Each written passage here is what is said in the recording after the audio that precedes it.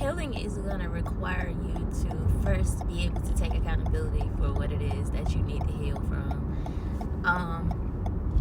Knowing that, okay, this is an issue of mine and it needs to be fixed. How can I fix it? Having that mindset is what's going to help you to heal. That's the start of healing. Your mindset has to shift first. You can't be so stuck in your ways or thinking, oh, it ain't nothing wrong with me, I'm good. Like, it's something wrong with every one of us. It's something wrong with everybody. Everybody got issues. Everybody got flaws. Everybody got some kind of trauma. Everybody got something that they're struggling with, right? So if you know you're struggling with something, you have to know that, okay, I need to heal from this thing. I need to fix this thing. We all have problems that need solutions. So healing is basically finding a solution to your problems. I have an issue with being receptive. I have an issue with communicating my emotions. Where does that stuff come from?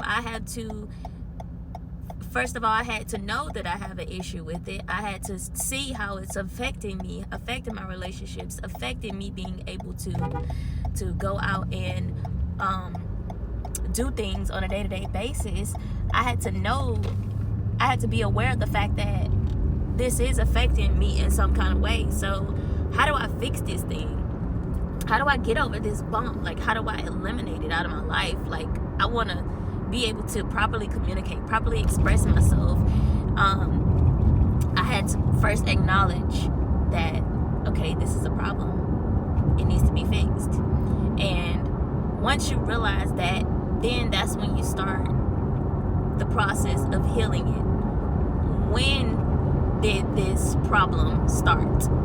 You have to go all the way back to the beginning. My communication issue started as a child. I have this, for some reason, I just had this 3-year-old child in my head, stuck in my head, that's crying for her mom, that's crying for, a hug from her mom, to be able to sit in her mom's lap and tell her how she feels. And I've never been able to do that. So it's like whenever you try to express yourself, I try to express myself or say what it was that I wanted to say, it was always, you're disrespectful, you're grown, you're rebellious, and all that kind of stuff, the typical stuff that a lot of black parents say. It was always that. So basically I was pushed away, right? So when it came time for me to get in a healthy relationship with somebody who knows how to communicate, knows how to express his emotions, his feelings, what it is that's going on with him, it's like I question it, like, why are you like this? Why are you doing this? And I wasn't receptive of it because I didn't know how to do it. So I had to realize that was an issue that was affecting my relationship, and I had to be able to receive my husband properly in order for us to grow. If I can't receive him, it's like I'm pushing him away. If I can't receive what my daughter is telling me when she tries to come to talk to me, if I don't talk her and tell her she's rebellious or she's disrespectful and she need to go sit down somewhere, she grown, if I'm saying stuff like that, that's pushing her away.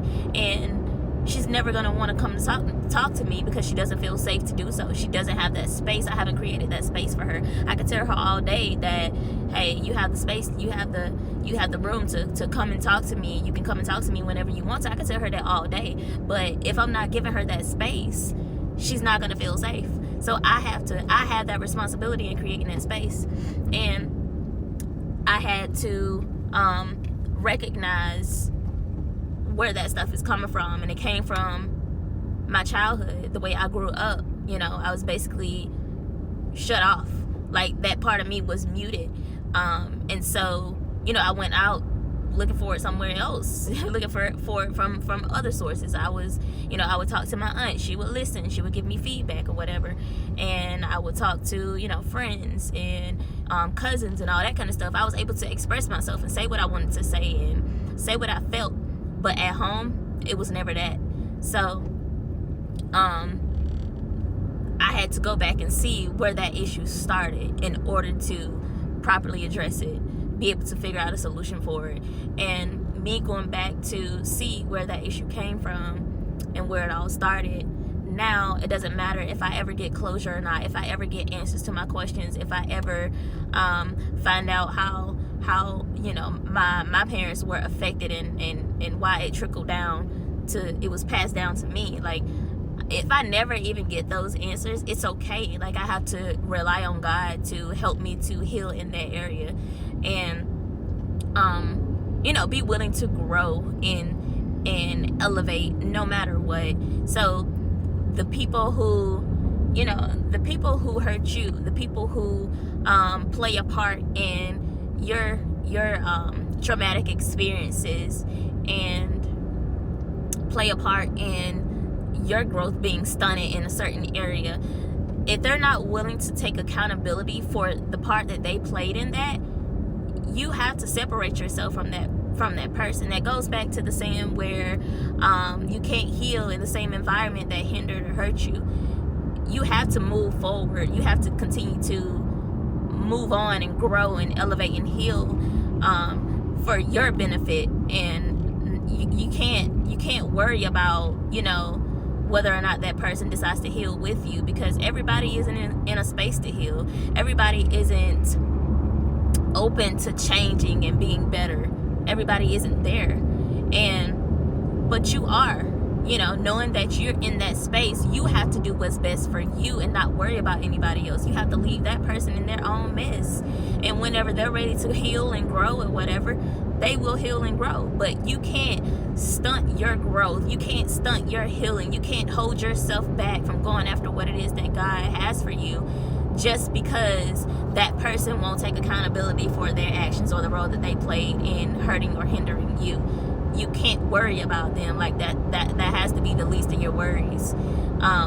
So be okay with leaving people in their own mess. Be okay with separating yourself from the people that don't mean you any good, that won't support you during your healing, that won't take accountability for their own actions. You know, be okay with separating yourself from those type of people and doing what it is that God wants you to do, being obedient to God, no matter what anybody else feels. You know, they're gonna have their talk, their little 2 cents that they want to put in. You know, oh, you think you better than this, oh, blah blah blah. When you start to heal, you know, you're gonna hear that from family members.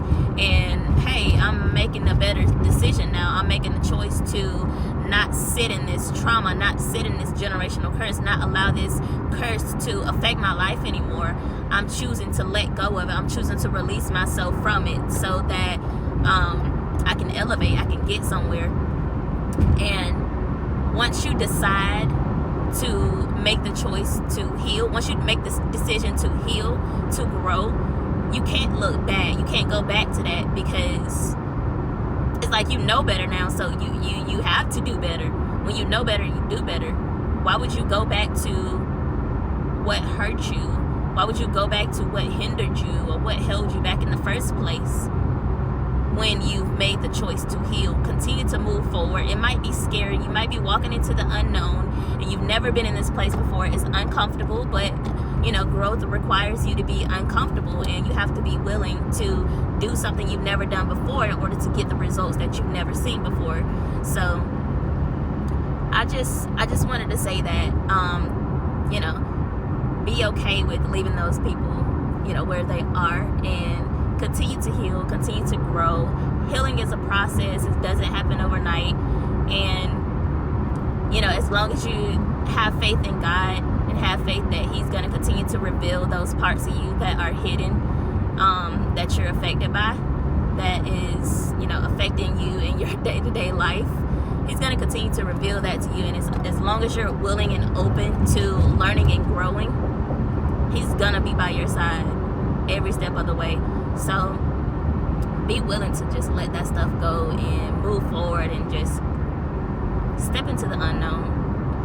But yeah, in order to heal, you got to be open to being healed. You got to be open to better and being the best version of yourself. So I just wanted to drop that on y'all. I love y'all, and